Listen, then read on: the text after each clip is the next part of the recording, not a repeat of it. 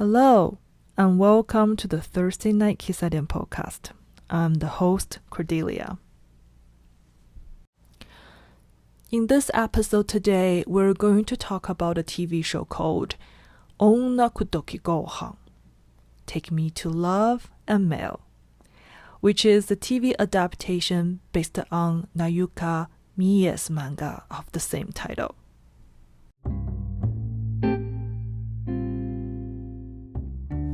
This manga theory was first published on manga artist Nayuka Mie's blog. This is actually a dating project she did with multiple male applicants who were her blog readers.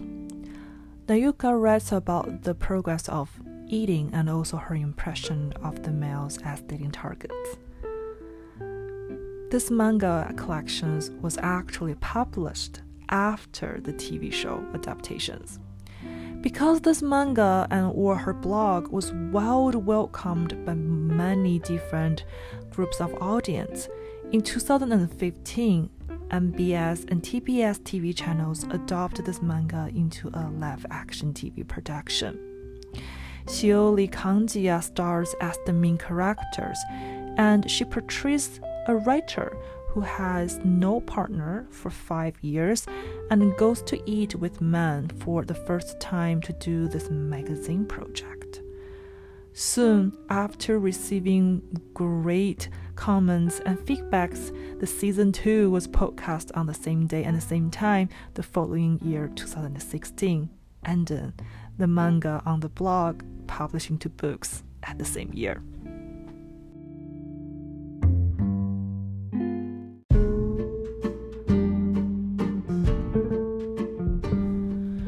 So about the author, Nayuka Mie actually first debuted as an adult actor in 2006, but retired in 2009. In the year 2011, she debuted as a manga artist and also writer with a 4-frame adult manga called Around 30chan. This is a manga about sexual relationships from female perspective. Her view is very matured, sharp, and also honest. Soon, this manga gained recognition from the industry as well as many readers, predominantly female readers. Since the year 2014, her work was adopted into many late-night TV shows with different podcast channels. Female audience of different age groups and social groups primarily welcomed both Around 30chan and Take Me to Love&Meal. The original work Take Me to Love&Meal was started as a blog project by Nayuka. She recruited male readers from her blog online, then picked candidates with a various background. She went out with them to dinner at the restaurant, and the candidate picked and listened to how they would pursue love to her. Each time, Nayuka recorded the whole course of the event, from the food to the conversations, then wrote into the articles and drawn into mangas. I also found her works dedicated and truthful. Reading her work was like talking to a big sister about everything that I could never discuss with my own mother.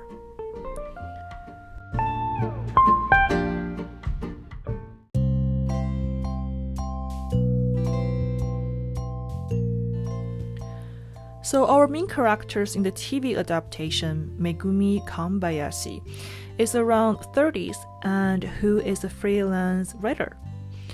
She has 3 things she loves: food, human beings, and coloring book in the first season. But in the second season, she started loving to visit different temples by herself. After all, she enjoys spending time alone. One afternoon, she was called by Yuko, a magazine editor she is very close with, to a coffee shop and is given a project to do. The lifestyle magazine where Yuko is working as a chief editor is starting a new column called Love&Meal, 女くどき飯. They recruit male readers through their magazine's website to ask them to take the writer to dine at their favorite local restaurants and to propose their love through the dinner. The writer, on the other hand, records the process and writes about the food and the preservation of love. According to Yuko, Megumi is the best candidate for this project as she has been single for a while. Yuko even shares that there will be a chance, if the colon is well received, will be published as a book in the future. So taking these massive opportunities as a freelance writer, Megumi started her long-term blind dating journey with this magazine for this project. The dating dinner table becomes a battlefield for Megumi. She works hard to keep the column going to avoid falling in love with any of her dates.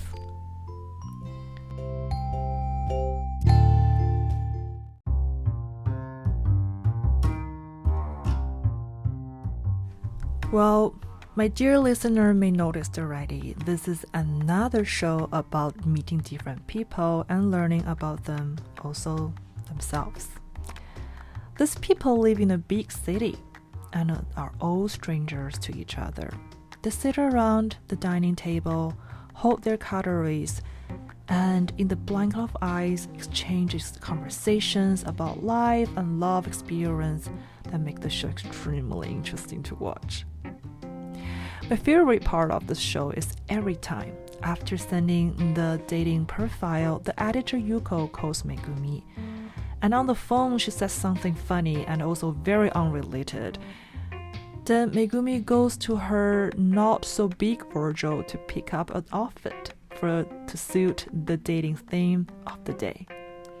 For instance, in the episode that happens at a sushi restaurant, in the beginning, Megumi is in her sweatpants and her glasses, and after reading the profile, she picks up a white top with the cute puffy sleeves and wearing a minionized earring without any perfume.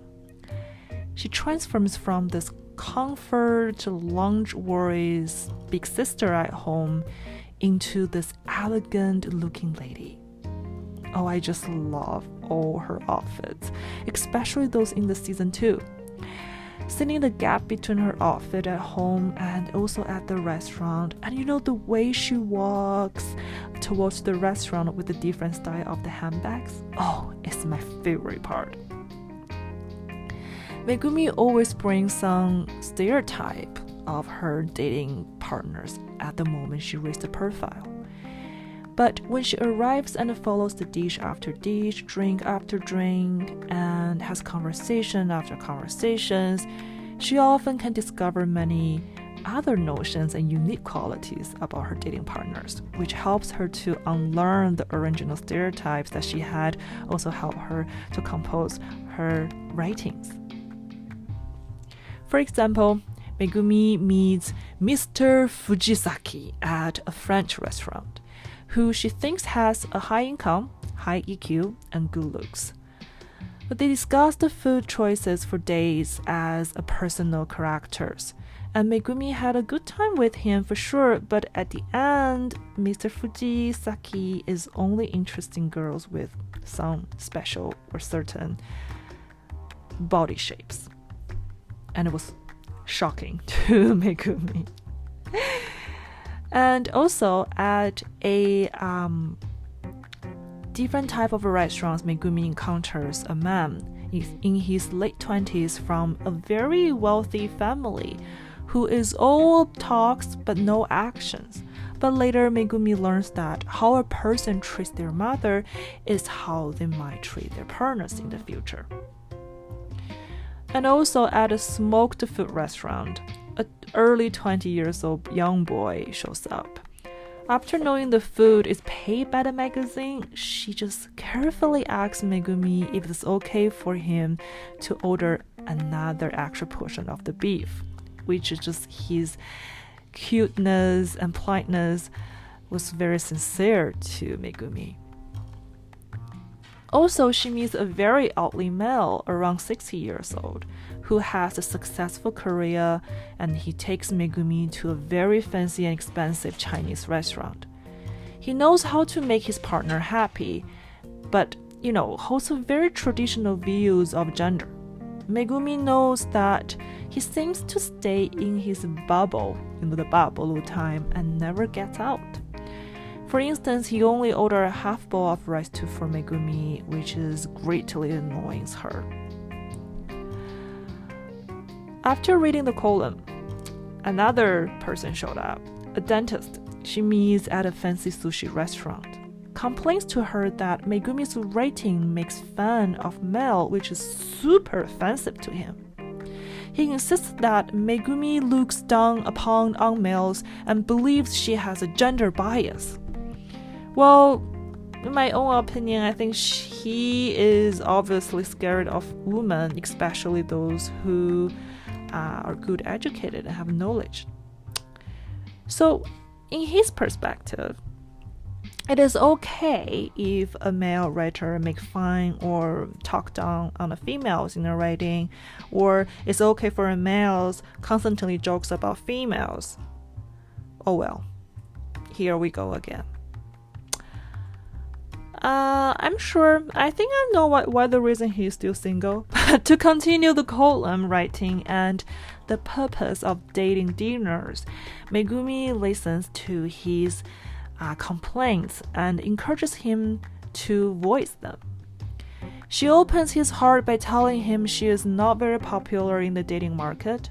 As someone who writes, I cannot appreciate Megumi's professionalism enough, because in order to get the story out and letting people open their hearts is the vital part of storytelling. Even under, this kind of mad, very annoying situation, I have to say. One of the funniest episodes is at an oyster bar. We're also serving the Hiroshima cuisine. Megumi meets a super tough compactor, a fashion brand designer who is too good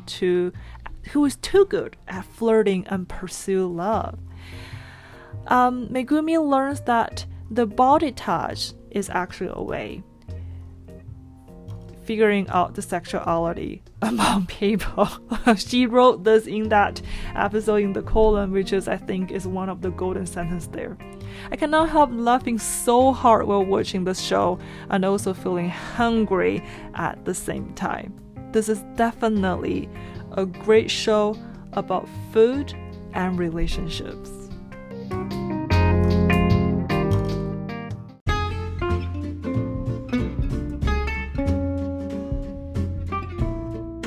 At the end of each episode, Megumi returns to her apartment, takes a shower, sits back in the kotatsu, sips her tea, and then types her story down on her laptop. What an ideal life for writers. How could Megumi be willing to give up this ideal life for a romantic relationship when she can eat delicious food, observe life, meet interesting people, and write her favorite columns for the magazine all at once? No, don't, never. I have to say, I really appreciate the manga artist Nayuka. Her works openly talks about many issues that people are shy to talk about, and also brings out the very unique perspective on the sexual relationships between the opposite sex. A lot of things that we might forget or we will never mention when we're in a relationship. And the way how she captures the males to pursue the loves, just so fun to watch. This TV shows definitely 5-star recommendations from me. I hope you enjoyed this episode. This episode is edited by Grace and written by me, Cordelia. unfortunately, this manga hasn't been translated into English, and the TV show is only available in Japanese at this moment. So I translated any dialogue mentioned in this episode from Japanese. If you have any questions or want to get in touch with this podcast, you can find us on the Instagram at TURS_night_kissa. You can send a direct message for any inquiries that you have. Thank you again for listening, and talk to you soon in our next episode.